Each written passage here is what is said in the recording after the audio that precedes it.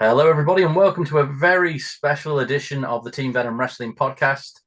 I'm not your host. I'm just the guy doing the intro this time, Rory Bailey. The host for this is the Sea Dog, Connor Franks. How's it going, man? It's good, man. This was a fun one to do. Yeah. And obviously, we do. It's weird, isn't it? Because whenever we do these introductions, it always sounds like we're hyping something up. But the actual video title is what brought people to this anyway. So, Yeah, so you know that it's an interview with Leon Slater. But one of the things that I just wanted to say is that it's really awesome that you got to do that. It's great of TNA to keep throwing us these interviews, and I am gutted that I couldn't make it myself. But for we've been quite adjacent to some of his things in our career, which is pretty cool. Like you and Danny went to Blackheart Wrestling when it was the first live wrestling show after COVID. yeah. We did the little documentary on independent shows coming Yeah. back after COVID and the struggle of that, and had the privilege of a 17-year-old Leon Slater wrestling there. So to see him at this point is It's awesome, absolutely man. insane. Oh, And it's really cool. we were saying this last week when we were hanging out as well. That's the best thing as well. We were literally saying about how awesome it was to see AJ Styles come out when like obviously you went to you had at that moment of you interviewed him for the first show post COVID. I took my wife and my kids to see Impact 2 nights in a row in Coventry on the last UK tour that they did, and was in attendance when Leon got signed after a match with Kazarian, which was awesome to see as well. So it's nice because obviously I was there when he got signed, and you were there for that. It's one of those things where you see some of the cool stuff he's doing, like teaming with the Hardys, teaming with Matt Hardy as Jeff's replacement, and things like that. And it's just, and then the X-Division Championship, AJ Styles, all that. It's just really nice. I'm just very happy for him. So, yeah. Yeah, and when me and my wife were having our honeymoon in Nashville, TNA had to Oh, yeah, go yeah. from Florida because that was the last year when they had all those hurricanes that wiping Yeah. out towns. They moved it to Nashville, turned it to a charity event. Obviously, TNA were nice enough to get me and my wife there. And Mad was that, though, that you were there, over there as a press release came through on my email saying, oh, TNA are in Nashville. I was like, yeah, Connor's in Nashville for his honeymoon. yeah. And we were there for I think for like 5 TNA tapings, I think it Yeah. was. Well, that's some And positive karma right there. absolutely. Leon Slater versus Speedball Mike Bailey for the X-Division title happened Nice. right there. Crazy match. I'll sit in front row, just humble brag. Also, where I got these signed Hardy Boys things when I met the Hardy Boys, just throwing out there any opportunity I can. Yeah. But yeah, no, it's really weird but cool how we've had this unintentional parallel with Yeah. Leon Slater's trajectory. Yeah. I'd tell you what was nice as well. Before the recording, I was mainly on a small chat, and he actually remembered the Geisley interview and Nice. remembered exactly what we spoke about, Nice. both in the interview and after. So I know he's still only 20, and despite the fact he's 20, he's actually been around in wrestling for a long time. But it's cool to see someone still young, still have the world at their feet, and he's clearly got that love and passion and humbleness, which I would lose very quickly in his shoes. So absolute fair play. I agree. We both would. Yeah. Yeah. All right. I'd sign Well. my first TNA contract and I'd leave my family. Oh, I almost did. Anyway, without further ado, here's your interview with Leon Slater, man. Oh yeah. Hello everybody, Connor here, and it is my genuine pleasure to introduce a man who I first interviewed in a small town in the north of England called Geisley 3 years ago, when he was leaving fans in shock and awe at just 17 years old. He now sits down with me as the youngest ever TNA X-Division champion. It's the youngest in charge, Leon Slater. Thank you so much for sitting down with me, man. Yes, I'm excited for this one, Connor. Let's do it, baby. Let's do it. Right. Leon, I've been watching TNA since 2005. And I'm sure I'm not the first to say that you are everything the roots of the X Division is about. At Slammiversary, you got a glowing endorsement from one of the X Division's founding fathers, AJ Styles. Does that, plus being the youngest champion, put more pressure on your shoulders that maybe more recent X Division champions haven't had to deal with?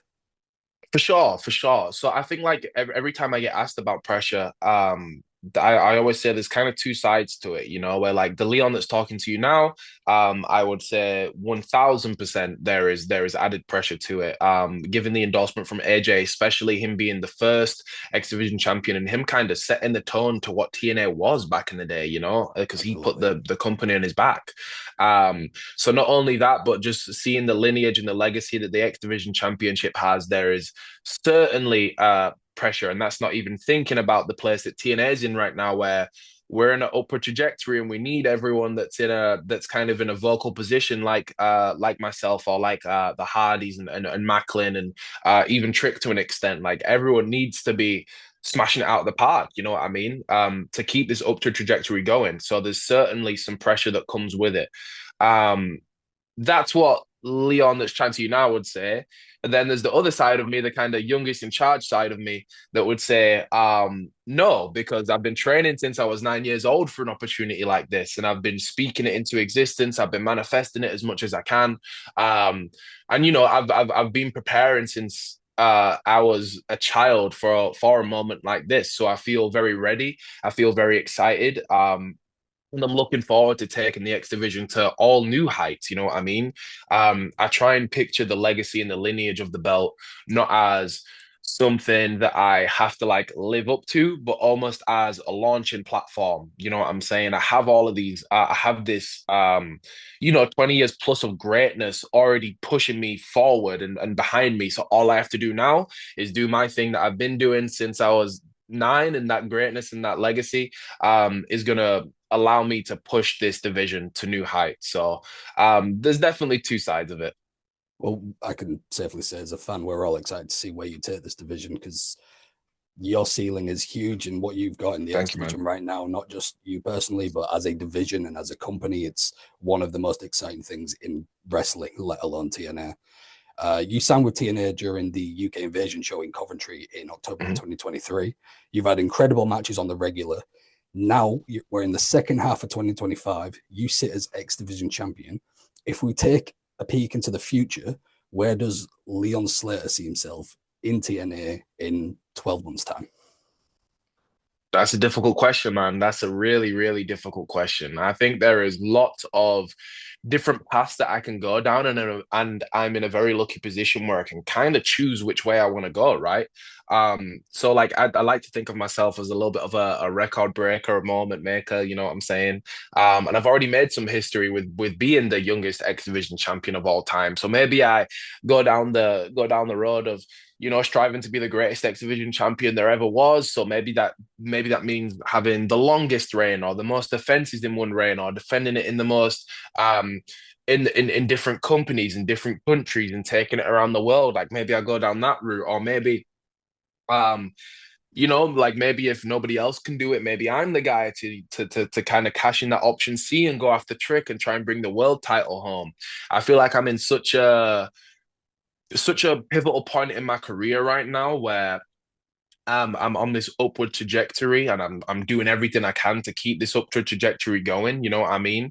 The last 6 months for me have changed my life. Like I went from being on the countdowns to the pay-per-views and being on Explosion, which, don't get me wrong, is still a huge platform to be on, and I'm grateful for the time that I was that guy. You know what I mean? Because you need that person to open up the show real hot and give the crowd some energy. But I went from that to then teaming with the Hardys starting in January, and that whole run to being the youngest person to main event a TNA pay-per-view at Sacrifice, to then making that moment at Rebellion, to then capturing the X Division Championship and getting the praise from AJ Styles at Slammiversary. And that's all happened this year. You know what I mean? So to try and predict the next 12 months, I almost think would be a bit silly of me, you know what I'm saying? Because I honestly have no clue where this road is going to take me, but I'm very, very excited to carry on driving down it. I think we're all excited to see it. As you say, you're at such a for someone who's so young in their career, to have as many roads you could go down is incredible. I mentioned the UK invasion being where you got signed. The lovely folks listening to this can watch your incredible matches and content such as Slammiversary Fade to Black on TNA Plus. And for the fans over here in the UK and Ireland, they can use the code LeonYIC for a free month subscription. LeonYIC. Make sure you folks write that down. Right. You're nearly at your 2-year anniversary as a TNA talent. When did you have that moment of, I've made it, this is where I belong? Was it, I know it's probably easy to say like the X-Division moment, winning the title is a huge milestone for anyone at any point, but that was it a moment, maybe a reaction from a crowd, a certain match? What point did you think this is where I'm meant to be? So that's a very tricky one, because I feel like there's been a couple of those moments. Maybe the earliest one is the match I had against Speedball Mike Bailey last September, which is the first time I challenged for the X-Division title. And it was super cool, actually, because when we came back from that match, the whole locker room was, crowded around the monitors, giving us a round of applause, which to me means the world, kind of earning the respect from my peers. So maybe that's the earliest moment of like, yeah, like I am doing the right thing here, and I'm on the right path. Another big moment for me was, I think, in May when we did Under Siege, and we went to Canada. And obviously because of the troubles he's had in the past, Jeff Hardy can't go to Canada and he can't travel past that border. So when Matt needed a tag partner, I was the first selection that the team had put forward. And for me to have that trust of the management to know that this 20-year-old kid from Bradford can fill, I don't want to say fill the shoes, because I'm never going to fill the shoes of Jeff Hardy, you know what I mean? But kind of take that slot and fill that place, and for them to be able to trust me in a match with Nick Nemeth, who's a multiple-time world champion, with Ryan, who's obviously the TNA was the TNA tag team champion along with Nick, and to stand by Matt's side, who's obviously a legend, a world champion, a multiple-time tag team champion, an icon in his own right. For me for them to have that trust in me to be able to slot in that position is something I thought was very, very special and very, very cool. So I think those two are probably the ones that stick out of the most. And then obviously the one that's the icing on the cake, the cherry on top, is winning the X-Division Championship a couple of weeks ago at Slammiversary. Of course. Signing with TNA at such a young age must have been such a shift, not just in terms of in the ring, but your life too. Mm-hmm. Was there anyone in TNA who sort of took you under their wing in your early TNA days to be like, this is how it works, kid? Let's do this. Absolutely. So like, even just on that UK tour, I was super blessed to work with Frankie Kazarian 2 times out of the 4 days. And Frankie's remained like a constant mentor and someone that I always go to for feedback. Like there's him, and there's Eddie Edwards, and there's Eric Young, that are like my 3 veterans that I'm always asking questions and trying to pick their brains. And as well as that, like at the time of the UK tour, the Motor City Machine Guns were still with us. So they were a massive help for me, especially Shelley, because he unfortunately got injured on the first day in Glasgow. I think it was something to do with his calf, and he had got hurt, so he didn't wrestle for the rest of the tour. So anytime that I wasn't in my match, or like even when I was in my doing my matches, he would be watching and I'd get feedback from him. And when I wasn't wrestling, I'd sit with him like by the curtain, and we'd peek out, and he'd be giving me like kind of live action feedback from everything that was going on in the ring. So to get to spend that time with Shelley and Sabin as well was something that was monumental for me, you know what I mean? And again, like we talked about the moments where I felt like I was meant to be there. That was one of them things where they were so welcoming, and they're in a position where they don't have to do that, you know what I mean? So that's something I massively appreciated, and I'm always gonna cherish. Absolutely. And the names you mentioned there, I mentioned AJ as a forefather of the X division, Eric Young, Frankie Kazarian, Eddie Edwards has been a great mainstay in that division. To have those guys from such early doors to, be your veteran mentors, I don't think there's many other names who could be as perfect for that as those guys. Absolutely. TNA's always had a great relationship with the UK scene. British Boot Camp was multiple years and produced a lot of stars. they've always signed UK talent. Currently, there's Hughes, Brookside, Harley Hudson, to name a couple. A bit further back, Grado, Mark Andrews. Even further back, the British Invasion. Right now, who from the British wrestling scene would you love to see TNA pick up as a new addition to the roster? That's a real tricky one, man, because it's so like the UK scene is killing it right now, man. Like we got a deep roster from opening match to main event. Everybody is really putting a shift in right now. For me though, like on a personal note, and he's more than deserving for this. I would love to see Kid Like Us 2 get an opportunity in a place like TNA. I think he'd be a perfect fit for the X division. He's someone that's been, owning his craft for years, and he really is one of the best wrestlers in the UK. Like, and he's so underrated and unsung, and I wish people would appreciate him more. And even like on top of that, he's the person I've known for the longest within wrestling. Like, I remember when I first started training, I was 9, and I think he would have been 11. You know what I mean? So even though we're both still in our early 20s, we've known each other for nearly 10 plus years. You know what I mean? So it'd be super cool and special for me to see Lycos get his opportunity in TNA for sure. Absolutely, I agree completely. BritWres right now deserves such limelight because we have stars everywhere.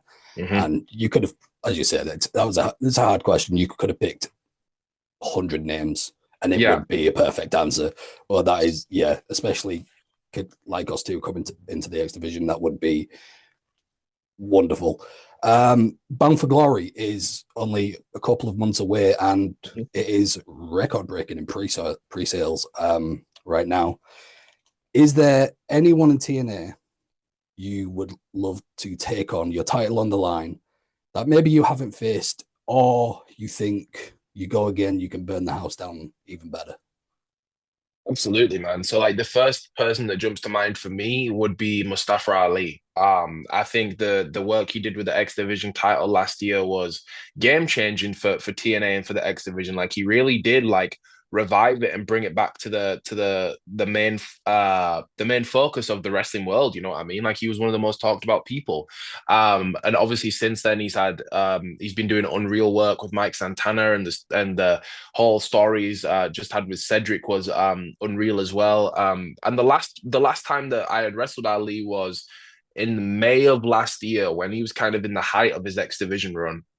And I think it'd be a really interesting match to revisit now, where we're kind of in flipped positions, where I have the X Division belt and he's the man without a title. And I also believe that I've grown so much, like not only physically but mentally and spiritually as well, like as a person and as a wrestler since the last time we had mixed it up. So I think not only would we tear the house down at Bound for Glory, I think we'd give the wrestling world something to talk about as well. So Ali is someone I'd definitely like to revisit at Bound for Glory for sure. I think there's a lot of people who would like to see that match. I'm a lifelong TNA fan, as I mentioned, so I'm sure you've had this question a million times, and I apologize if you have to copy and paste an answer, but we all saw the genuine excitement from you when AJ Styles appeared. What did that mean to you? Not just as, the new TNA X-Division champion, not just as someone who, you've got respect for the business, you've got respect for AJ, but as a fan. I cheered on my sofa, so I can't imagine that feeling after you just had this monumental achievement and then something like that happens. As a fan, I can't comprehend the feeling that you would have in that moment. It was insane, man. Like it truly was like almost like an out-of-body experience, because like again, I've said it a couple of times before, but I did not know that was going to happen, and that's 100% real. You know what I mean? Like I was saying to my friends, if I did know, I would have tried to play it a lot cooler. Like you saw me jumping around and being like a giddy kid. If I knew, I would have tried, like stand in the ring and try and be tough and try and be cool. But yeah, for AJ to make his return after like maybe a decade absence from TNA, like the place, like we were saying earlier, right? Like he put on his back and he made it to what it is. And like he's synonymous with TNA. You think about TNA, you think about AJ Styles, right? So for him to share that moment of his return where he could have come back and he could have had that moment to himself and no one would have complained and no one would have batted an eye, and he deserves that for himself. You know what I mean? So for him to share that with me and use that time to sing my praises is something I'm always going to be grateful for. And I'm honestly never going to forget it, man. It was a truly special moment. And like my whole kind of ethos and my whole goal since I've been in TNA is to make these moments and make these matches that are going to live forever. And I think that's going to be one of them, which is something that's super, super special for me. Absolutely. Now, it's been spoke about by many of fans, you know, can we get that Leon Slater versus AJ match, like dream match for not just fans, but I'm sure you. Let's say that situation never unfolds. You never know in wrestling. Everything is a question mark until it happens. Mm-hmm. Who would you like to face as your X-Division dream match from past anyone in the past of TNA X-Division? Because, you know, this is another, like the BritWres question. You could pull 100 names out of that division, from Christopher Daniels to Amazing Red to Tigre Uno, and there wouldn't be a bad answer. But, you know, we're always curious in fantasy booking and fantasy matches, so For sure. So I think, yeah, man, like there really is 100 answers here. Like on one hand, I want to say like Frankie Kazarian would be a really cool one for me, like not only because of the history with him in the X division, but just because he's kind of been that mentor figure for me. And it's always been me as the underdog in that situation, you know what I mean? So again, I think that'd be a super interesting scenario, kind of flipped around where I'm the champion now and he's challenging me, you know what I mean? I think that'd be a really fun one. But the first one that jumped to mind when you asked me that was Amazing Red, 100%. Just in the fact that he was the youngest ever champion before me, and I've broken that record. And Red's still super active, man. Red's still killing it, like on a monthly basis down in House of Glory in New York, you know. So that would be an extremely special one for me, for the previous record holder to try and match up to the current record holder. I think that would be legendary for sure. Absolutely. Right, we'll wrap up with one more question here, because I know you've got, you know, a lot of press and I don't want to take up too much of your time. Right now, as we mentioned, TNA is there's a fire under TNA's ass right now, and it is red hot and it is shooting up. What would be your sales pitch for get people who maybe haven't seen TNA or haven't checked it out in a while, to get them to come in to see how good your product as a company is? That's a great question, man. And I think honestly, the best thing I can say about TNA is we have such a good mix of everything you would ever want out of professional wrestling. We have myself in the X division, where if you want a 5-star match and you want a banger, we can give it to you. If you like the kind of sports entertainment side, we've got Joe Hendry, we've got a Trick Williams. If you need someone that's some of the realest promos and the grittiest things you've ever seen, we've got a Mustafa Ali and we've got a Mike Santana. If you want to see some of the best women's wrestling on the planet, we've got the whole Knockouts division, we've got the Knockouts tag division. You know what I'm saying? We've got a mix of people like myself, where I still have 20 years ahead of me. You know what I'm saying? We have people like the Hardys, where they've got 30 years behind them and who knows how much in front of them. You know what I'm saying? We've got legends, we've got rookies, we've got up and comers, we've got future legends. TNA is in such a unique spot right now where we're on the up, you know what I'm saying? And I don't know how many major promotions in the world can say that. I feel like every other major promotion has their place solidified, but who knows when TNA is going to end up in 12 months, in 24 months, in 3 years, 4 years, 5 years, 10 years, you know what I'm saying? You can see legends of the game in the same place that you can see future Hall of Famers and legends of the game. And TNA is the only place that can provide that. So if you haven't, you're missing out. I couldn't put it better myself. Leon, thank you so much for joining me. I appreciate it dearly. Ladies and gentlemen, this has been a wonderful interview with the youngest in charge, the youngest X-Division champion, and the future of professional wrestling, Leon Slater. Thank you. Thank you, Connor.